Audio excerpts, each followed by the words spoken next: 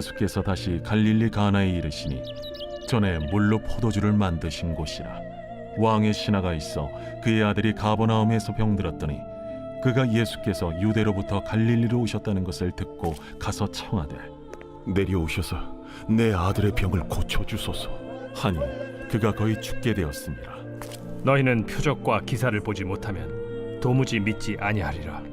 주여, 내 아이가 죽기 전에 내려오소서. 가라, 내 아들이 살아있다.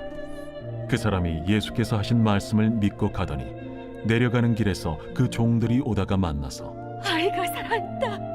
하거늘 그 낳기 시작한 때를 물은즉 어제 7시에 열기가 떨어졌나이다.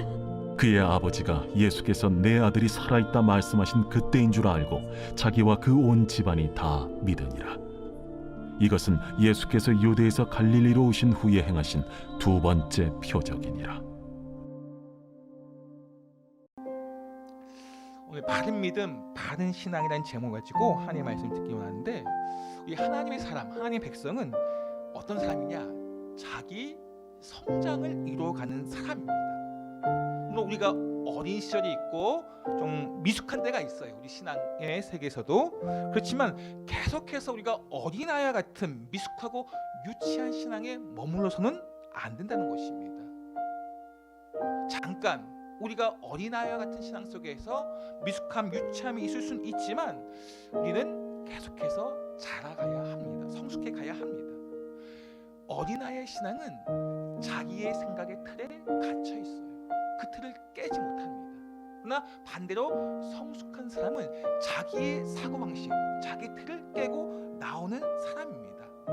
왜 말씀을 우리가 듣고 믿지 못하고 받지 못하는 것입니까? 자기의 생각에 갇혀있기 때문에, 내가 가지고 있는 생각의 틀에 갇혀있기 때문에 그렇습니다. 그러니까 하나님에 대해서, 하나님의 말씀에 대해서 그래서 우리는 열려 있어야 돼요. 그럴 수 있는 하나님에 대해서, 하나님의 말씀에 대해서 철저하게 열려있는 사람이에요.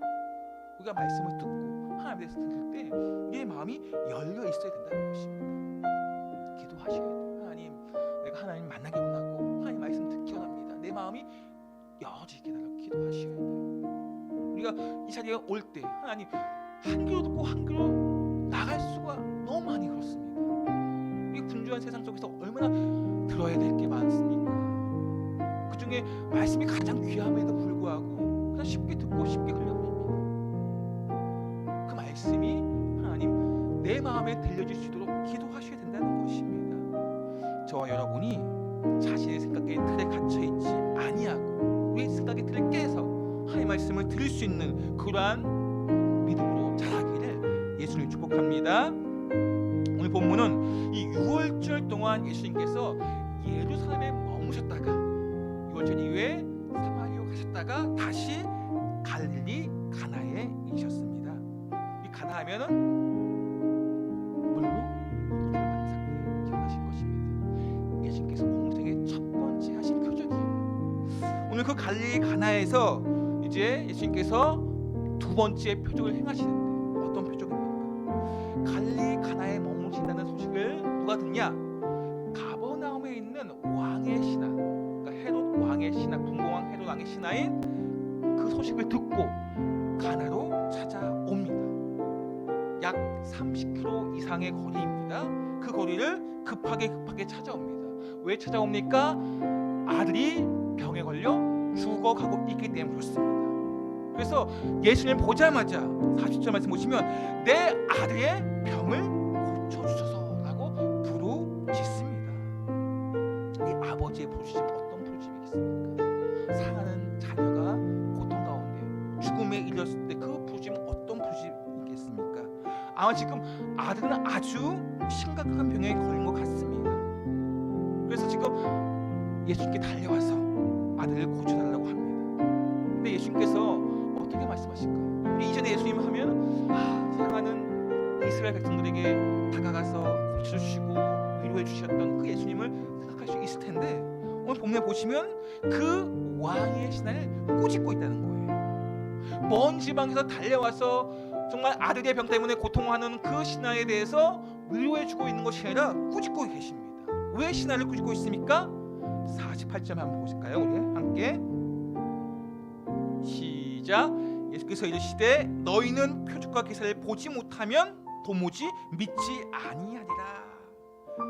표적과 기사를 보지 못하면 도무지 믿지 아니한다.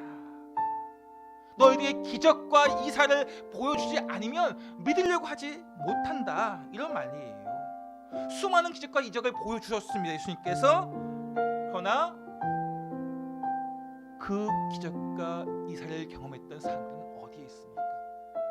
오늘 이제 우리가 함께 볼 본문이 그렇게 표적과 기사를 바라보는 신앙, 그 신앙은 어떤 신앙이에요? 우리가 어떤 신앙을 가질 때 바른 믿음, 바른 신앙이라고 할 수 있는가?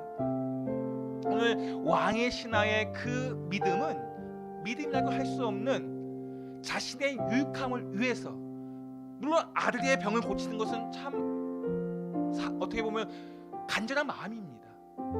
우리가 신앙이 없을 때 이러한 모습이 있을 수 있습니다. 그러나 신앙이 우리가 있는 가운데 우리가 신앙으로 한 해, 두 해, 10년, 20년 흘러간다면 우리의 신앙은 나의 유익함만을 위한, 나의 목적을 달성하기 위한 신앙이 아니어야 한다는 것입니다.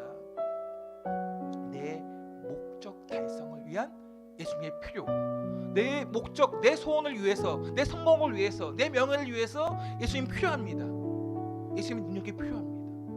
이것은 미신과 크게 다를 바가 없다는 거예요. 신앙에 처음에 입문할 때는 그렇게 나의 간절한 소원 때문에 주님을 찾고 주님께 나오기도 합니다. 그렇다면 이제 우리가 신앙에 한 걸음 두 걸음 자라간다면, 신앙의 횟수가 늘어간다면 우리의 신앙은 무속 신앙과 같은, 미신과 같은 신앙에서는 자라가야 한다는 것이, 아니 달라져야 한다는 것입니다. 예수님이 어떤 분이신가에 대한 관심은 없고 그 예수님을 통해서 나의 목적을 이루기 원하는, 내 필요를 채우기 원하는, 나 지금 이거 필요합니다. 내 어떻게 보면 예수님이 나의 도구가 되는 거예요. 그 예수님을 이용하는 것처럼 보여줄 수도 있겠습니다. 그러나 그것은 바른 신앙이 아니라는 것입니다. 목적만 달성하면 된다는 예수님은 나의 목적 달성에 대한 도구처럼 그렇게 대하는 비인격적인 대우겠죠. 보면 나의 도구가 되는 것, 그런 만남이, 그런 모습이 아니어야 된다는 것입니다. 하나님의 백성은 바른 믿음, 바른 신앙 속에 관계, 하나님과의 관계, 그분의 능력이, 분명히 우리는 연약한 존재이기 때문에 그분의 능력이 필요합니다. 그러나 그 능력을 우리가 받았을 때 우리 삶이 어떻게 될까요?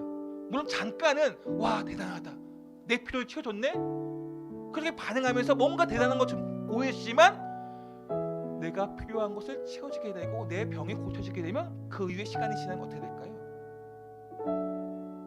크게 다를 바가 없다는 거예요. 그래서 다시 한번 말씀드리겠지만 병이 고쳐지게 되면 다시 예전의 나의 모습으로, 예수님을 알지 못했던 모습으로, 세상에 목적을 두고 명예와 성공에 취하는 그런 사람으로 돌아간다는 것입니다. 오늘 왕의 신하의 그 자녀의 병을 고치는 그 이 사건을 통해서 우리 예수님께서 무엇을 말씀하고자 하는 것일까요? 아무리 우리가 당장의 필요를 따라서 그것이 나에게 채워진다 할지라도 우리의 삶의 변화는 표적과 기사에 있지 않아요. 하나님을 만남으로, 그분과의 관계 속에서, 그의 말씀을 통해서 내 삶이 변화되어지고 내 생각이 달라지게 되는 것입니다. 표적과 기사는 잠깐이에요. 지금 왕의 신하가 표적과 기사에 마음을 두고 예수님을 나의 간절한 소원을 바라는 그 도구로 이용하는 그런 모습에 있기 때문에 예수님과의 관계는 중요하지 않아. 지금 당장 나의 목적인 내 아들을 치료하는 그 목적만을 향해 달려가고 있다는 것입니다. 물론 죽음을 앞둔 부모로서 내 아이가 죽음을 앞두고 있다면 당장에 달려가겠죠. 예수님께 고쳐달라고 하겠죠. 그다음 그 다음은 어떻게 될까요? 그 아이가 고침을 받은 다음에는 어떻게 될까요? 그럼 열심히 살아갈 수도 있고, 예수께서 고쳐줬다는 이야기를 듣고 열심히 살아갈 수 있겠죠. 또 자기 아버지처럼 왕의 신하로 권력을 가지고 돈을 가지는 그런 성공한 삶을 살 수도 있겠습니다. 그러나 그 삶은 거기로 끝이에요. 우리 예수님의 목적은 그렇게 이 땅에서 성공하고 명예를 얻고 출세하고 젊고 잘 살기 위해서 예수님께서 오신 게 아니에요. 우리에게 영원한 생명을 주시기 위해서 오셨습니다. 그런데 우리가 지금 표적과 기사를 통해서 내 치유함을 받고 그것으로 끝내버리는, 거기에 멈춰버리는 그러한 믿음, 그러한 신앙생활을 해가려고 한다는 것입니다. 오늘 주님의 말씀은 우리가 어떤 존재인가를 깨닫게 하시고, 예수님과의 관계가 없으면, 그분과의 만남이 없으면, 그 때문에 예수님의 말씀이 우리 가운데 새겨지지 않으면 우리는 치유와 역사 속에서, 성공과 명예 속에서 갇혀진 가운데 거기에 머물러 있고 결국에는 죽음으로 끝날 수밖에 없다는 것입니다. 주님과의 관계 안에, 그분의 말씀 안에 우리가 들어가 있지 않으면 결국 그렇게 주님을 떠날 수밖에 없는 거예요. 우리 예수님께서 10명의 한센신병, 나병 환자를 고쳐주셨어요. 그 당시 한센신병은 뭐예요? 요즘에 불치병과 같은 거예요. 암 같은. 근데 그 10명의 나병 환자를 고쳐주셨습니다. 몇 명이나 돌아왔습니까? 한 명. 9명은 각기 제 길로 갑니다. 한 명만 돌아와서 주님께 감사하고 구원을 받습니다. 생각해보세요. 우리가 그런 불치병에 걸렸다면 어떨까요? 나를 낫게 하신 주님 정말 감사합니다. 정말 주님께 영원히 있을 것 같지만 그렇지 않다는 거예요. 내가 주님과의 관계 안에 있지 않으면, 그분의 말씀 안에 거하지 않으면 잠깐 그 기적을, 그 표적을 보고서 뭔가 변화된 것 같지만 다시 돌아간다는 거예요. 그래서 우리가 말씀을 읽고 듣고 암송하고 그 말씀을 통해서 주님과 인격적인 만남이 필요한 것입니다. 그분과의 인격적인 만남이 없으면 우리는 이 자리에 있다가 금방 또 세상에 눈에 좋아 보이는 것을 따라 쫓아가게 되어 있어요. 그게 우리 죄인의 모습이기 때문에 우리가 이 자리에 나와서 우리가 무엇을 해야 합니까? 주님과의 만남이에요. 그분과의 교제입니다. 그분과의 관계입니다. 그러할 때 우리의 삶이 어떤 풍파가 찾아와도 흔들리지 않을 수 있는 것입니다. 근데 많은 사람들이 그렇게 주님 앞에 주님과의 관계를 만나는 것을 어려워하고 힘들어합니다. 물론 그런 여러 가지 이유가 있겠죠. 분명히 예수께서는 영원한 생명을 주시기 위해 오셨다고 말씀하고 있습니다. 그거는 눈에 보이지 않잖아요. 그래서 눈에 보이지 않기에 당장 나에게 급하고 필요한 것에 우리가 마음을 빼앗기고 시간을 거기에 두고 있습니다. 예수님과 함께하는 것에 대해서 크게 가치를 주지 않아요. 부자 청년에 대한 예화를 들어보신 적 있죠? 부자 청년. 예수님께서 그 부자 청년을 칭찬하십니다. 왜요? 율법을 잘 지켜요. 그래서 예수님께서 그 부자 청년에게 콜링을 하셨고 부르십니다. 그런데 부자 청년이 근심하고 돌아갑니다. 말씀 한번 볼까요? 마태복음 19장 21절 22절 말씀 시작. 예수께서 이르시되 내가 온전하고자 할진대 가서 내 소유를 팔아 가난한 자들에게 주라. 그리하면 하늘에서 보화가 내게 있으리라. 그리고 와서 나를 따르라 하시니 그 청년이 재물이 많음으로 이 말씀을 듣고 근심하여 가니라. 이 말씀을 듣고 근심하며 가니라. 지금 이 부자 청년은 그 당시에 율법을 다 지켜서 예수님께 칭찬을 받았던 사람입니다. 그런데 예수님께서 내가 온전하고자 할진대 이제 가서 내 소유를 팔아 가난한 자에게 주고, 그럼 뭐가 있대요? 하늘의 보화가 있다고 합니다. 그리고 와서 나를 따르라 라고 합니다. 그자 재물이 많음으로 이 말씀을 듣고 근심하며 가리라. 이 모습이 혹시 우리의 모습은 아닌가?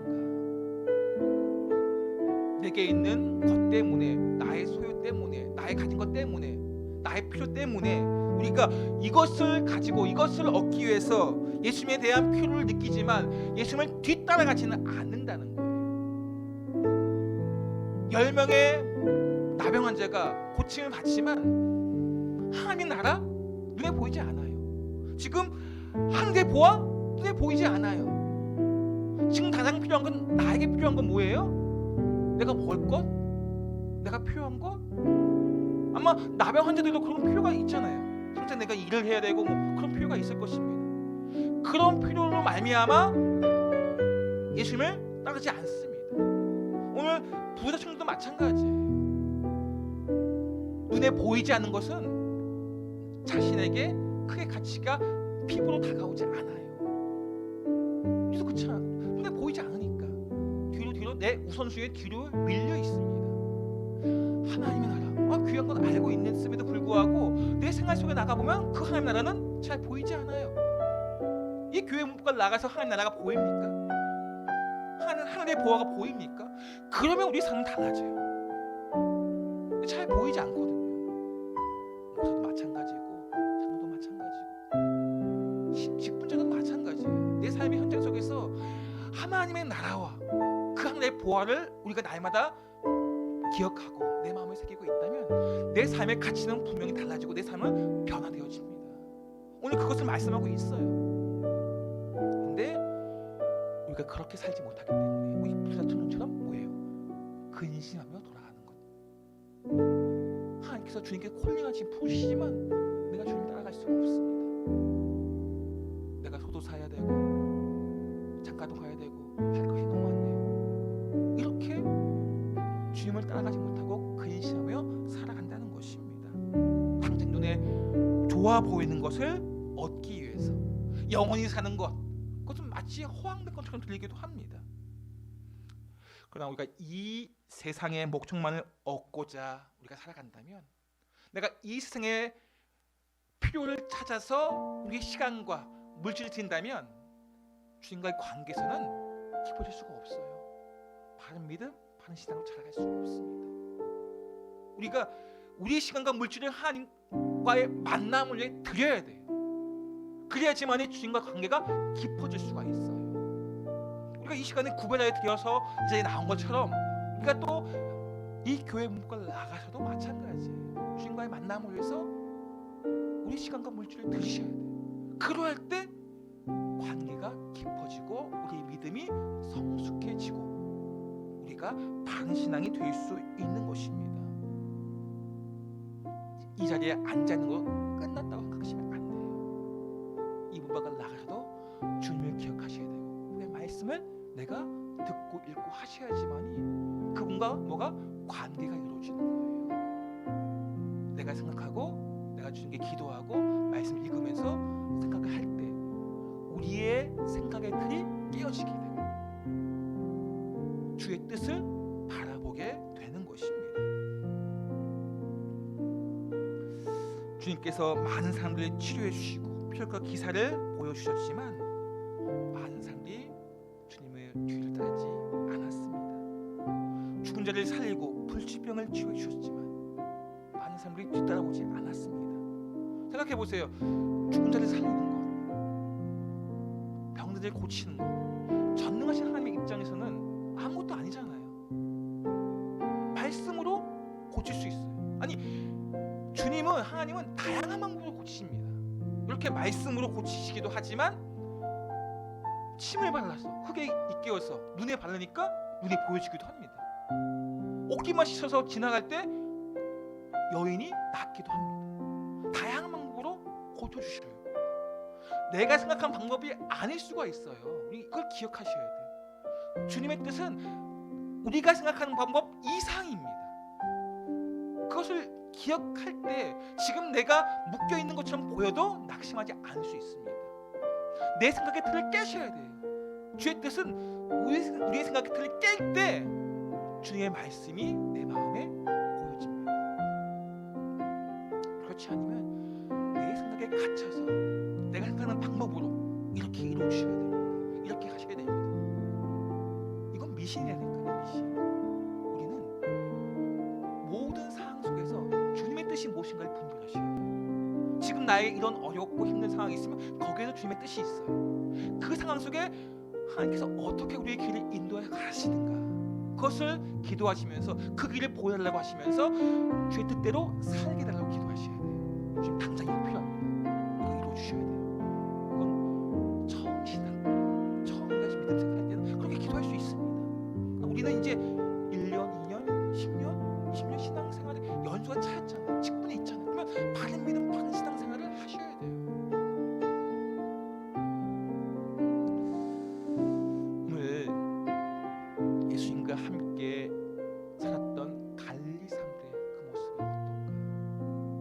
왕의 신하의 모습이 어떤가? 그는 변화된 모습으로 자라갑니다. 반면에 예수님과 함께 오랜 시간을 했던 갈릴리 사람들은 그렇지 않아요. 오늘 본문에 보시면 왕의 신하는 그의 믿음이, 삶이 변화됨을 볼 수가 있어요. 예수님께서 가라, 내 아들이 살아있다 라고 말씀하십니다. 생각해 보세요. 아들이 지금 병도 죽어가고 있습니다. 근데 지금 내 아들이 살아있다라고 말씀하셨어요. 예수님께 직접 가셔가지고 좀 어떻게 안수해 주셔가지고 나을 것을 기대하는 것이 사람의 방법일 거예요. 어쩌면은 우리가 생각하는 그런 방법이 있잖아요. 그런데 예수님께서는 가라, 내 아들이 살아있다 라고 말씀하시자 왕의 신하는 어떻게 합니까? 주님을 붙잡습니까? 주님 가셔야 됩니다 라고 끌고 갑니까? 아니에요. 50절 하반절 말씀 보십시오. 그 사람이 예수께서 하신 말씀을 믿고 가더니, 왕의 신하가 예수님께서 하신 말씀을 믿고 갔다고 하고 있어요. 이전에 표적과 기사를 바라보고 예수님을 붙잡고자 했던 왕의 신하의 그 모습이 이제는 말씀을 듣고 믿고 갔다고 바른 믿음, 바른 신앙으로 변화되어진 왕의 신하의 모습을 볼 수가 있습니다. 이 왕의 신하의 이러한 모습, 이러한 믿음으로 말미암아 온 가족이 다 믿게 됩니다. 50절 하반절에서 볼까요? 다 같이 함께 읽겠습니다. 시작.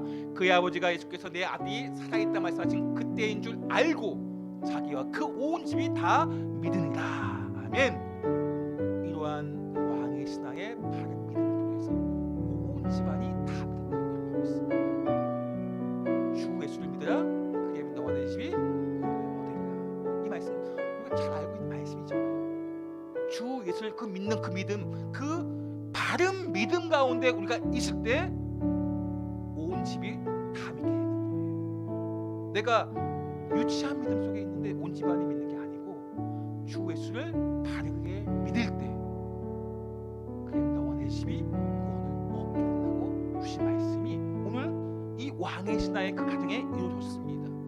이 왕의 신하의 그 바른 믿음을 통해서 그와 온 집안이 다 믿게 된 것입니다. 믿음은 겨자씨만한 믿음으로 어떻게 된다고요? 산이 옮겨진다고 말씀하셨잖아요. 예수님께서. 우리의 바른 믿음이 있다면 온 집안이 다 믿는 그런 생명의 역사가 있게 된다는 것입니다. 아멘. 오늘도 우리 이 왕의 신하처럼 이런 바른 믿음으로 우리의 성장을 이루어가는 삶이 되기를 소망합니다. 병의 치료, 이 땅에서의 성공, 성취, 명예, 물론 우리에 필요한 부분이 있긴 하지만 그것이 우리의 목적이 되어서는 안 돼요. 신앙의 처음이 될 수는 있어요. 우리가 그것이 우리의 신앙의 끝이 되어서는 안 된다는 것입니다. 그러나 안타깝게도 많은 그리스도인들이 이런 미신적인 신앙, 기복 신앙의 그 틀을 깨지 못하고 묶여 있다는 것입니다. 단지 그냥 다른 건 뭐예요? 교회당, 예배당에 오는 것만 다르지 우리 생각은 미신과 크게 다를 바 없는 기복 신앙에 많이 묶여 있다는 것입니다.